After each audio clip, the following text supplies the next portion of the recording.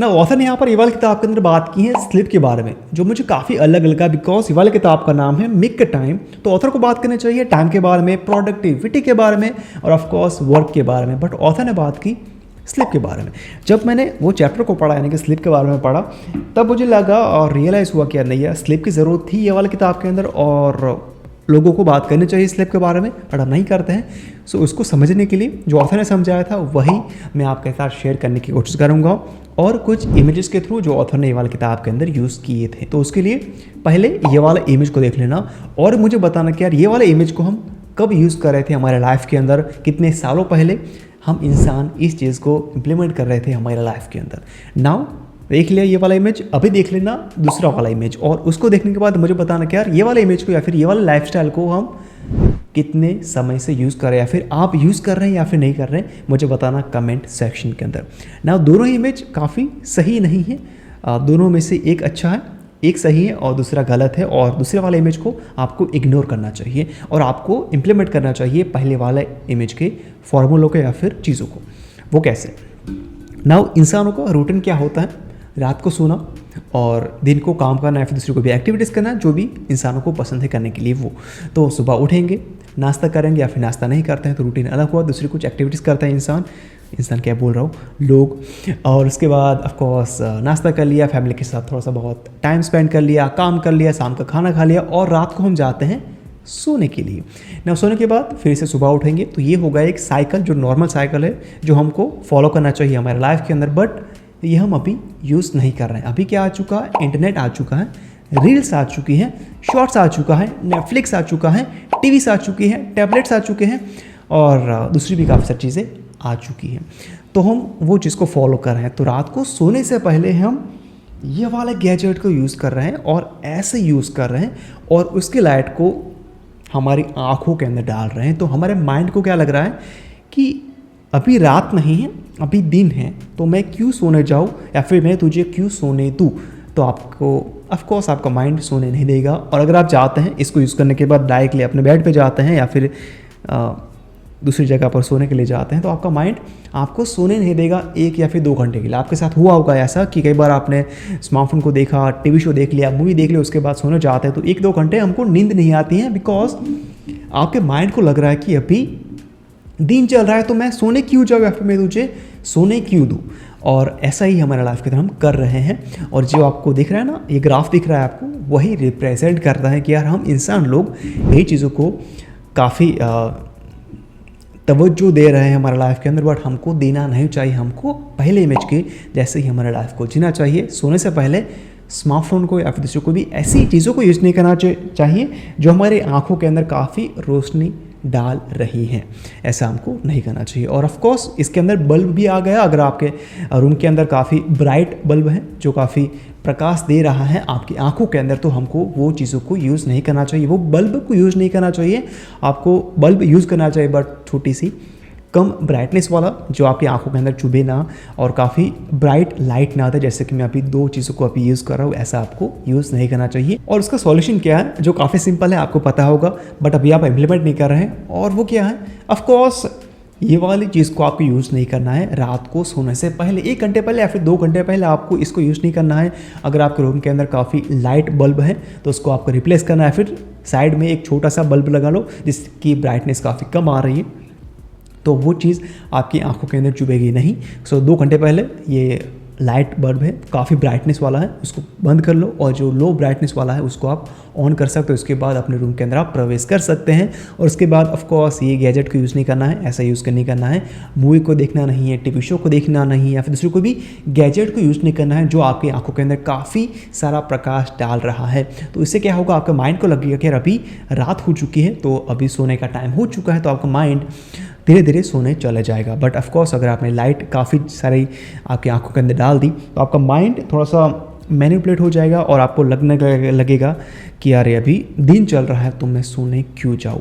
आपको ऐसा लगेगा नहीं, बट इंटरनली आपके माइंड के अंदर ऐसा चल रहा होगा और वो धीरे धीरे वो हैबिट फॉर्म हो जाएगी और कुछ महीने के बाद ऐसा होता जाएगा। और अगर आपने एक दिन भी स्मार्टफोन का यूज़ नहीं किया और सोने चले गए तो 1-2 घंटा आपको स्लीप अच्छी से नहीं आएगी, नींद नहीं आएगी। 2-3 घंटे के बाद, 4 घंटे के बाद आपको नींद आएगी और सुबह हो चुकी होगी, सुबह उठेंगे तो एनर्जी नहीं होगी तो आपको दिन के अंदर अच्छा नहीं लगेगा, काम करने का मज़ा नहीं है और दूसरे दिन भी सेम टू सेम होगा। स्मार्टफोन यूज़ करेंगे, उसके बाद 2-3 घंटे के बाद फिर से सोने जाएंगे, तो साइकिल चलता जाएगा। तो उसको आपको ब्रेक करना पड़ेगा, वो बुरी हैबिट को आपके लाइफ के अंदर से आपको निकालना पड़ेगा और उसके लिए आपको एक छोटा सा स्टेप लेना पड़ेगा। और वो काफ़ी सिंपल चीज़ है यार। मत यूज़ करो स्मार्टफोन को, मत देखो टीवी शो, मत देखो मूवीज़ सोने से पहले 2 घंटे पहले, जो ऑफ कोर्स आपको इम्प्लीमेंट करना पड़ेगा। और हमें लाइफ को पहले इमेज के जैसे जीना पड़ेगा, ना कि दूसरे इमेज के जैसा, जो काफ़ी सिंपल है बट हार्ड होगा बिकॉज हैबिट फॉर्म हो चुकी है, काफ़ी सालों की है। उसको ब्रेक करना काफ़ी मुश्किल होगा बट वो काफ़ी इम्पॉसिबल नहीं है। सो उसको आपको करना पड़ेगा अगर आपको अच्छी वाली लाइफ चाहिए तो, अगर आपको आपकी हेल्थ को बेहतर बनाना है तो, अगर आपको सही तरीके से दिन के दौरान काम करना है तो। सो ये चीज़ थी जो मुझे लगा कि आपके साथ शेयर करनी चाहिए, जो मैंने की स्लीप के बारे में। आई होप आपको पसंद आई होगी एंड इम्प्लीमेंट करेंगे ये चीज़ को, दोनों इमेज को, उसमें से एक को सिलेक्ट कर लेना, पहले वाले को, और देखना कि यार क्या चेंजेस आते हैं आपके लाइफ के अंदर। सो ये था स्लीप के बारे में ये वाली किताब के अंदर। और अभी हम चलते हैं दूसरे कुछ चीज़ों की तरफ जो ऑथर ने वाली किताब के अंदर बात की है ना। ऐसा तो डेफिनेटली आपके लाइफ के अंदर हुआ होगा कि आपके लाइफ के अंदर काफ़ी सारे इंपॉर्टेंट टास्क पड़े हैं बट आपको उसको नहीं करना है, दूसरे कुछ टास्क को करना है जो आपके लाइफ के अंदर काफ़ी बड़ी वैल्यू ऐड नहीं करेंगे, ऐड करेंगे बट बड़ी नहीं करेंगे। उसके अगर आप वो टास्क करेंगे तो कुछ बड़ा नहीं होगा लाइफ के अंदर, बट अगर आपने वो टास्क को कर लिया जो काफ़ी इंपॉर्टेंट है, अर्जेंट है, तो आपके लाइफ के अंदर काफ़ी अच्छी चीज़ें हो जाएगी और आपके गोल की तरफ आप आगे बढ़ते जाएंगे। तो मैं सबसे पहले अपना ही एग्जाम्पल देता हूँ ना। मेरा सबसे इम्पॉर्टेंट टास्क क्या होता है दिन के अंदर पता है? लिखना। वो हो सकता है मैं जो भी बुक लिख रहा हूँ उसके बारे में, या फिर जो आर्टिकल मुझे लिखने हैं मेरे वेबसाइट के ऊपर उसके बारे में, या फिर दूसरे कुछ आर्टिकल लिखे मैंने पहले, उसको थोड़ा सा एडिटिंग करना और देखना कि उसको मैं कैसे रैंक करवा सकता हूँ गूगल पे। बट मैं वो नॉर्मली काफ़ी सालों पहले नहीं करता था। मैं क्या करता था पता? डिज़ाइन, वेबसाइट को कैसा अच्छा दिखाना है मुझे, वेबसाइट कैसे डिज़ाइन करनी है, कुछ कलर्स को छेड़छाड़ कर दिया, थोड़े से लेआउट को चेंज कर लिया, दूसरे कुछ प्लगइन्स को ऐड किया तो मैं थोड़ा सा लुक चेंज कर पाऊँ, कुछ एनिमेशन को ऐड कर दूँ, कुछ प्लगइन्स के थ्रू वेबसाइट को थोड़ा सा फास्ट कर लूँ, कुछ एड्स को वहाँ पर उतर कर दूँ, कुछ लिंक्स को ऐड कर दूँ, यानी कि डिज़ाइन यानी कि लुक एंड फील को मैं थोड़ा सा ज़्यादा तवज्जो देने लगा था काफ़ी साल पहले। और मुझे करना था ऑफकोर्स लिखना था यार, वो काफ़ी इंपॉर्टेंट टास्क है वेबसाइट के ऊपर। दूसरा क्या ही करेंगे, डिज़ाइन को चेंज करा तो क्या फ़र्क पड़ेगा? अगर लिखा कुछ अच्छा वाला लिखा तो लोग भी पढ़ेंगे और मेरा भी थोड़ा सा घर चल जाएगा। सो वो चीज़ काफ़ी इंपॉर्टेंट थी लिखना, बट मैं फोकस कर रहा था वेबसाइट के डिज़ाइन पे और वो काफ़ी अच्छा नहीं था। और जब मैंने उस चीज़ को रियलाइज़ किया तब मुझे लगा कि यार ये काफ़ी टाइम वेस्टिंग है, इसकी ज़रूरत नहीं है मेरे लाइफ के अंदर, तो उसको मैंने स्किप कर दिया और वहाँ पर मैं जाता ही नहीं हूँ। अच्छे वाले थीम को बाय के लिए, अच्छी वाली जो काफ़ी फास्ट है, अच्छी लगती है, और इसको मैंने एकदम से फिट कर लिया। अपडेट आता है, अपडेट कर लेते हैं, कुछ चेंजेस की ज़रूरत है जो इफेक्ट कर रही है मेरे आर्टिकल्स की रैंकिंग को, तो उसको फिक्स कर लेते हैं। बट मैं डिज़ाइन पे ज़्यादा अभी टाइम को वेस्ट नहीं करता हूँ, मैं फोकस करता हूँ लिखने पे कि मैं क्या लिख सकता हूँ, कैसे लिख सकता हूँ और मेरी राइटिंग को मैं कैसे बेहतर बना सकता हूँ। सो ऑफकोर्स लिखना मेरे लिए काफ़ी इंपॉर्टेंट है। आपके लिए क्या होगा उसके लिए ऑफकोर्स आपको अपने आप से पूछना पड़ेगा। अगर आप जॉब कर रहे हैं तो जॉब के अंदर काफ़ी सारे प्रोजेक्ट आते हैं, उसके ऊपर काम करना वो काफ़ी इंपॉर्टेंट है, ना कि घर पे बैठ के रील्स को देखना और उसके बाद बताना कि यार मेरे पास टाइम नहीं था उस प्रोजेक्ट को फिनिश करने के लिए, बिकॉज आपने 2 घंटा यहाँ पर ऐसा स्क्रॉल किया और उसके बाद आप एक्सक्यूज़ नहीं दे सकते कि यार मेरे पास टाइम नहीं था। कसरत करनी है, ऐसा कर रहे हैं और बता रहे हैं कि मेरे पास टाइम नहीं है। ऑफकोर्स बुक्स को पढ़ना है बट कर रहे हैं ये और बताता है कि मेरे पास टाइम नहीं है, तो एक्सक्यूज़ नहीं देना है। और वो डिसाइड कर लो कि यार आपके लाइफ के अंदर वो दिन के दौरान कौन से इंपॉर्टेंट टास्क हैं जो आपकी लाइफ के अंदर वैल्यू ऐड करेंगे और ड्रीम के पास पहुंचने में आपको हेल्प करेंगे। सो ऐसा कर सकते हैं। कुछ क्वेश्चन पूछो अपने आप से, ऐसे ही ऑटोमेट लाइफ ना जिए तो काफ़ी अच्छी बात है, बिकॉज मैं काफ़ी साल पहले जी रहा था जो काफ़ी अच्छा फीलिंग नहीं था। जो ड्रीम था मेरा वो काफ़ी दूर चला जा रहा था बिकॉज मैं फोकस कर रहा था कुछ चीज़ों पे जो मेरे लाइफ के अंदर वैल्यू ऐड कर नहीं रही थी। तो मैं आपको सिर्फ बता रहा हूँ कि यार थोड़ा सा सुधर जाए तो अच्छी बात है, इसको यूज़ ना करें तो अच्छी बात है, यूज़ करना अच्छी बात है, बट यार 3-4 घंटा ऐसा करना अच्छी बात नहीं है। सो देख लो और पूछो अपने आप से क्या जो आज का दिन है इस दिन के दौरान कौन सा ऐसा एक टास्क है जो मुझे परफॉर्म करना है और वो काफ़ी इंपॉर्टेंट है यार, जो आपके अंदर या फिर बिजनेस कर रहे हैं उसके ऊपर, या फिर जो आपका ड्रॉम किया जो आपका ड्रीम है उसको क्लोज लाने में मदद करेगा, तो उसको आप परफॉर्म कर सकते हैं। सबसे पहले आपको जो एनर्जी है अभी उसको पूरा का पूरा वो टास्क के ऊपर झोंक सकते हैं और उसको फिनिश करने के बाद जो भी आपको करना है वो कर सकते हैं। जो भी कुछ अनइम्पोर्टेंट टास्क है बट वो ज़रूरी थे करने के लिए एक दिन के अंदर, तो उसको आप कर सकते हैं। तो सबसे पहले आपको चूज़ करना है एक ऐसा टास्क जो काफ़ी इम्पॉर्टेंट है और आपके लाइफ के अंदर वैल्यू ऐड करेगा। अभी नहीं कर रहा है तो आने वाला टाइम के अंदर वैल्यू ऐड करेगा, तो वो टास्क को आप चूज़ कर सकते हैं सबसे पहले। और आपकी जो एनर्जी है अभी उसको आप वहाँ पर लगा सकते हैं, ना कि सबसे पहले आप क्या करेंगे, इसको यूज़ करेंगे या फिर मेरी तरह वेबसाइट को डिज़ाइन करने में बिताएंगे, या फिर मूवी को देखेंगे, टीवी शो को देखेंगे, दोस्तों के साथ बाहर घूमने जाएंगे, या फिर कुछ शॉपिंग करने चले गए, या फिर बाहर घूमने चले गए, ऐसे ही टहल रहे बाज़ार के अंदर, कुछ ज़रूरी नहीं करने के लिए बट मूड नहीं है काम करने का तो वो चीज़ें कर रहे हैं। ऐसा आपको नहीं करना चाहिए। अगर आप वो चीज़ें कर लेंगे, अगर आपकी एनर्जी वहाँ पर चली गई तो वो एनर्जी वापस नहीं आएगी जो टास्क करना था एक्चुअल में उसके ऊपर। अगर आप वो टास्क करेंगे तो बिना एनर्जी के करेंगे, कुछ आइडियाज़ नहीं आएंगे, मज़ा नहीं आएगा वो इम्पॉर्टेंट टास्क करने के लिए। तो सबसे पहले दिन के अंदर उठने के बाद नहा लिया, धो लिया, खाना खा लिया, सब कुछ कर लिया जो करनी थी, हमारे जो नित्य कर्म थे वो हमने कर लिए। तो उसके बाद हमको क्या करना है, वो इम्पॉर्टेंट टास्क को सबसे पहले फिनिश करना है। उसके बाद ही ये वाले गैजेट को यूज़ करना है अगर आपको यूज़ करना है, वरना नहीं करेंगे तो भी चलेगा। सो ऑथर ने ये चीज़ बताई आपको कि सबसे पहले आपको एक टास्क को प्रायोरिटी देनी पड़ेगी दिन के अंदर और उसको फिनिश कर लो। उसके बाद दूसरे कुछ टास्क हैं जो काफ़ी इंपॉर्टेंट नहीं है बट ज़रूरी थी, उसको आप कर सकते हैं। तो ये कर सकते हैं जो मुझे काफ़ी पसंद आया तो मैंने आपको बता दिया।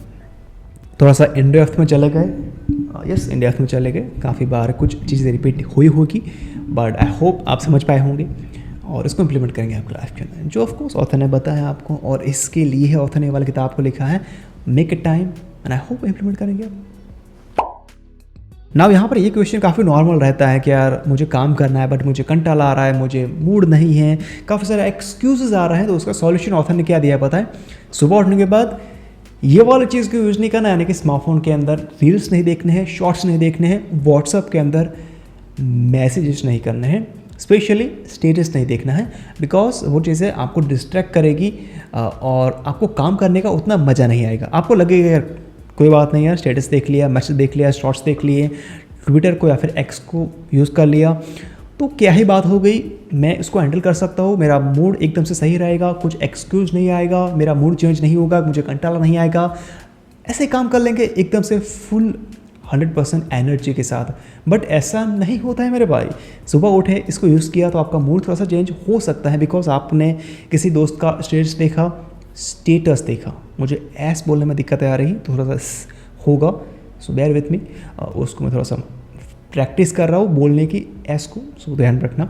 मान लो क्या स्टेटस देख लिया आपने दोस्त का, वो दोस्त बाहर घूमने चले गए और आपने उनका स्टेटस देखा, बाहर ऐसे सेल्फी खींच के डाले स्टेटस पे, कार की फ़ोटोज़ हैं, बाहर घूमने गए हैं, खाना खा रहे हैं, बाहर डांस कर रहे हैं, एन्जॉय कर रहे हैं अपने लाइफ को, और आपने वो चीज़ को देख लिया तो आपके माइंड के अंदर क्या आएगा कि यार काश मैं वहाँ पर गया होता तो अच्छा होता, मेरी लाइफ को देखो और ये लोगों की लाइफ को देखो, कैसी अच्छी लाइफ है और मेरी कैसी लाइफ है, मुझे अभी काम करना है, वो टास्क परफॉर्म करना है, वो सब कुछ करना है। तो वो चीज़ आपके माइंड के अंदर चली गई है और वो चीज़ पूरे के पूरे दिन के दौरान आपके माइंड के अंदर रहेगी, और जब आप काम करने जाएंगे तो वो चीज़ घूम रही होगी और आप अपनी 100% एनर्जी आपके काम के अंदर दे नहीं पाएंगे। तो ऐसा होगा डेफिनेटली। तो उसके लिए आपको इसको थोड़ा सा साइड में रखना और इसको यूज़ करने की ज़रूरत नहीं है। सुबह उठने के बाद जो भी आपके नित्य क्रम होते हैं उसको कर लो। ब्रेकफास्ट कर रहे हैं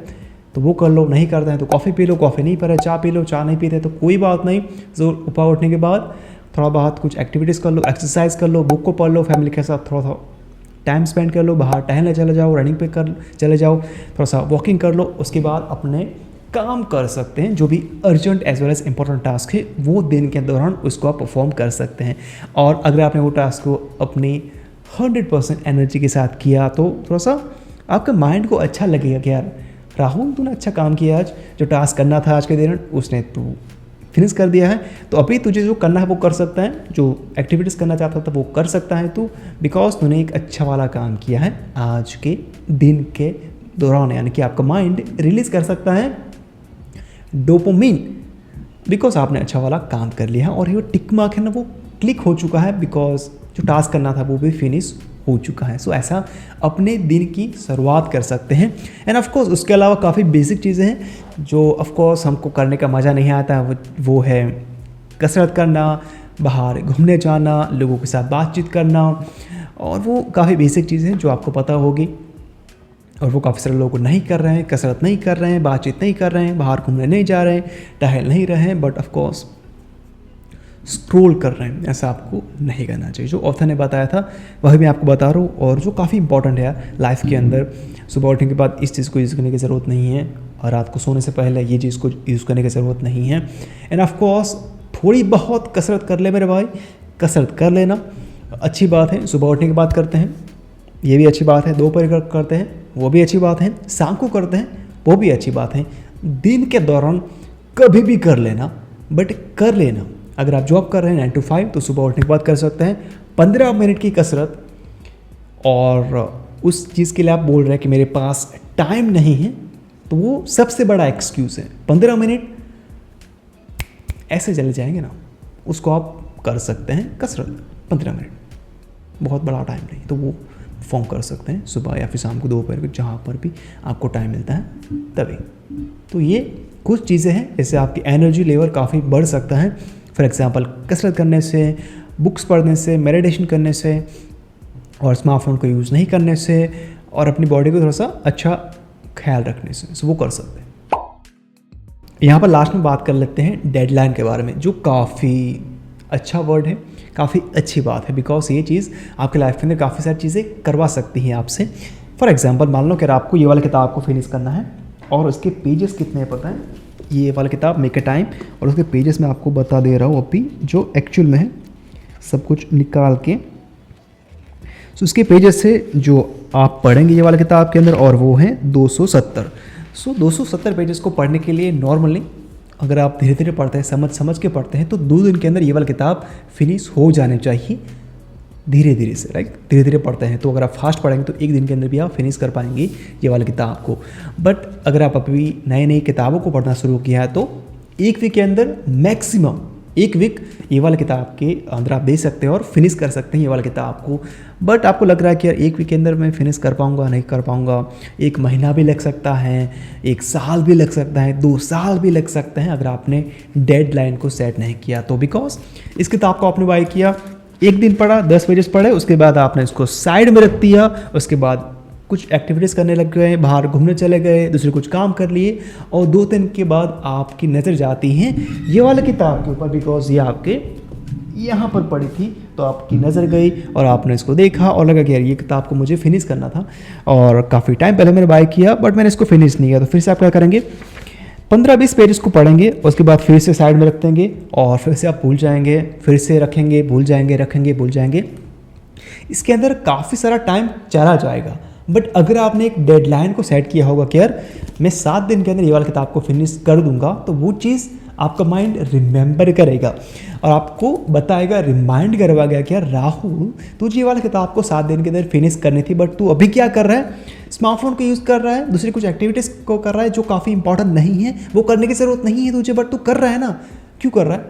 इसको पढ़ लेना, 7 दिन है, 1 दिन हो चुका है, 6 दिन ही बचे हैं, 5 दिन बचे हैं, 4 दिन बचे, 2 दिन बचे, 1 दिन बचा है, तो थोड़ा बहुत तो पढ़ ले, तो आपका माइंड आपको रिमाइंड करवाता जाएगा। अगर आपने अच्छी वाली डेडलाइन को सेट किया होगा, तो डेडलाइन नहीं होगी तो आपके पास अनलिमिटेड टाइम है वो चीज़ को करने के लिए, और जब अनलिमिटेड टाइम होता है तो आपका माइंड आपको फोर्स नहीं करता है वो चीज़ को करने के लिए, बिकॉज आपका माइंड को पता है कि यार मेरे पास टाइम है ना यार, कभी भी पढ़ लेंगे, क्या ही जा रहा है ना, तो मैं तुझे फोर्स नहीं करूँगा, तेरे पास जब टाइम होगा, फ्री टाइम होगा ना, तब तू इसको पढ़ लेना।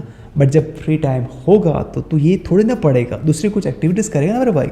तो इसके लिए क्या कर सकते हैं, डेडलाइन को सेट कर लेना, और डेडलाइन थोड़ी सी रिजनेबल को सेट करना, बिकॉज ये किताब को आप 7 दिन के अंदर फिनिश कर सकते हैं या फिर 5 दिन के अंदर भी फिनिश कर सकते हैं।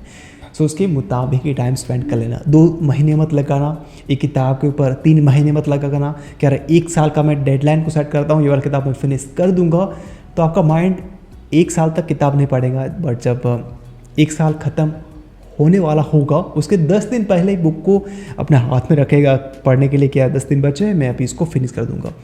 सो लंबी लंबी डेडलाइन को सेट नहीं करना है, कम करना, रिजनेबल रखना कि यार जो काफ़ी अचीवेबल लगे आपको वही डेडलाइन को आप सेट कर सकते हैं और कुछ चीज़ों को या फिर एक्टिविटीज़ को स्टार्ट कर सकते हैं, बिकॉज डेडलाइन काफ़ी इंपॉर्टेंट रहती है किसी भी टास्क को फिनिश करने के लिए। सो यस, ये था ये वाला किताब के बारे में, make a time. I hope जो भी हमने बातें की होगी वो आपको पसंद आई होगी एंड आई होप कुछ ना कुछ इंप्लीमेंट करेंगे आपके लाइफ के अंदर ये वाला किताब के अंदर से।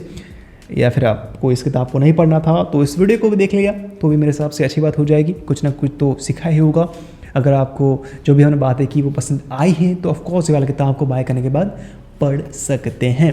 सो ये थी मेक अ टाइम और ये किताब मुझे काफ़ी पसंद आई बिकॉज ऑथर ने जो चीज़ें शेयर की है जो मुझे काफ़ी अच्छी लगी, बिकॉज इस किताब को लिखा है 2 ऑथर ने और काम किया है गूगल पे, और कुछ चीज़ें पता चली कि यार गूगल कैसे यूज़ करता है अपने डिज़ाइन को, लेआउट को, बटन्स को, लिंक्स को, कॉलम्स को, टैब्स को हमारे माइंड के अंदर से डोपामिन को रिलीज़ करवाने के लिए। सो जो बड़ी बड़ी कंपनियां हैं उनको क्या चाहिए, आपका डोपामिन चाहिए। तो ध्यान रखना कि डोपामिन ना देना बहुत ही चढ़ पे, सुबह उठने के बाद डायरेक्टली रील्स नहीं देखना, शॉर्ट्स नहीं देखना, यूट्यूब के अंदर वीडियोस नहीं देखना, वो चीज़ मत करना वरना डोपामिन ऐसे खर्च हो जाता है। सो ऐसा नहीं करें तो अच्छी बात है यार सुबह सुबह। और ध्यान में रखना कोई भी जो फ्री चीज़ होती है वो फ्री नहीं होती है एक्चुअल में, कुछ ना कुछ जो आपका जा रहा होता है बैकग्राउंड के अंदर जो आपको पता नहीं होगा। कई बार डोपामिन जाता है, कई बार आपकी इन्फॉर्मेशन जाती है, कई बार दूसरी कुछ चीज़ें जा रही होती है बैकग्राउंड के अंदर जो आपको पता नहीं चल रहा होता, बिकॉज वो फ्री के अंदर है और फ्री की चीज़ें हर बार अच्छी नहीं होती हैं, जो ऑफकोर्स ये वाली किताब के अंदर ऑथर आपको समझाते हैं। तो पढ़ लेना, काफ़ी अच्छी किताब है। और ऑथर ने जो स्टोरी बताई हैं गूगल के बारे में, उनके लाइफ के बारे में, उनके काम के बारे में, उनकी फैमिलीज़ के बारे में, उनके दोस्तों के बारे में और उनकी लाइफ के एक्सपीरियंस के बारे में, जो मेरे हिसाब से आपको काफ़ी मोटिवेट करेगी आपकी लाइफ को अच्छी तरीके से जीने के लिए। सो पढ़ सकते हैं ये वाली किताब जिसका नाम है make a time. I know video काफ़ी लंबा हो चुका है और मैं लंबा कर रहा हूँ एंड आई होप आप देखेंगे, अभी देख रहे होंगे कुछ ना कुछ लोग, कुछ 2-3 जो भी हैं उन लोगों के लिए thank you very much for watching this too guys as always. मैं मिलता हूँ आपको एक बहुत जल्दी अगली वीडियो के अंदर, तब तक के लिए bye bye, have a freaking great day, तब तक के लिए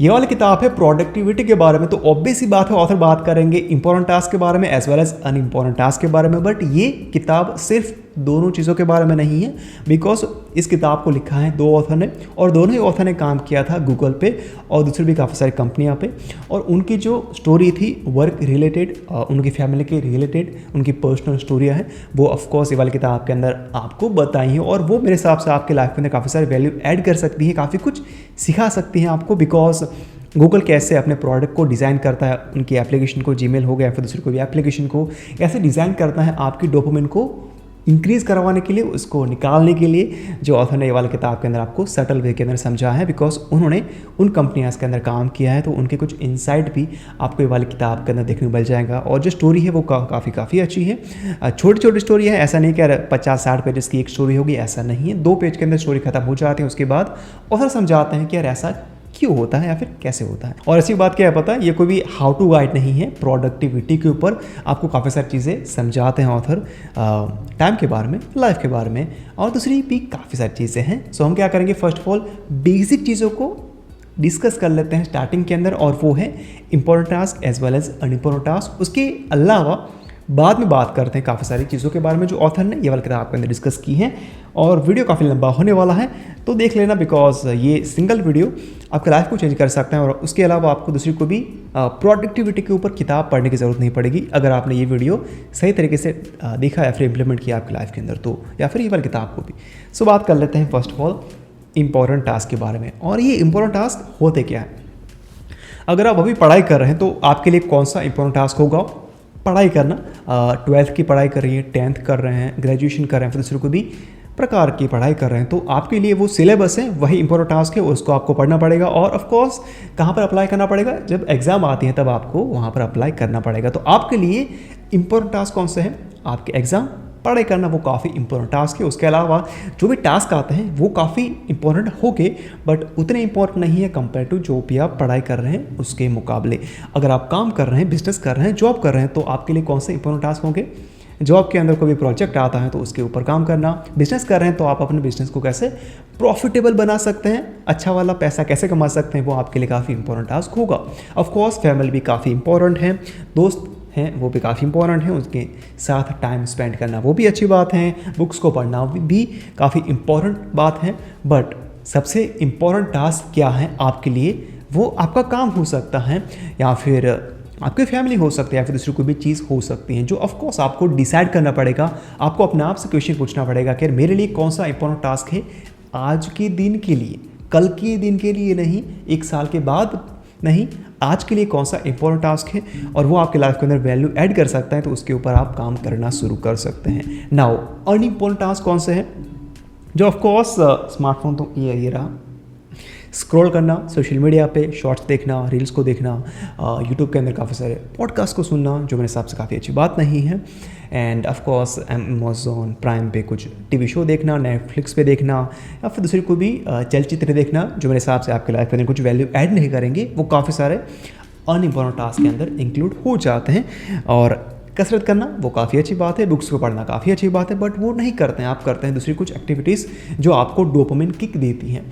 सो वो समझने के लिए ऑफ कोर्स ये वाली किताब को पढ़ सकते हैं। और ये था important task as well as unimportant task, और वो आपको समझना पड़ेगा, और वो भी ऑथर समझाते हैं आपको, बट अलग तरीके से, मैंने अलग तरीके से समझाया और ऑथर भी अलग वे के अंदर आपको समझाएंगे।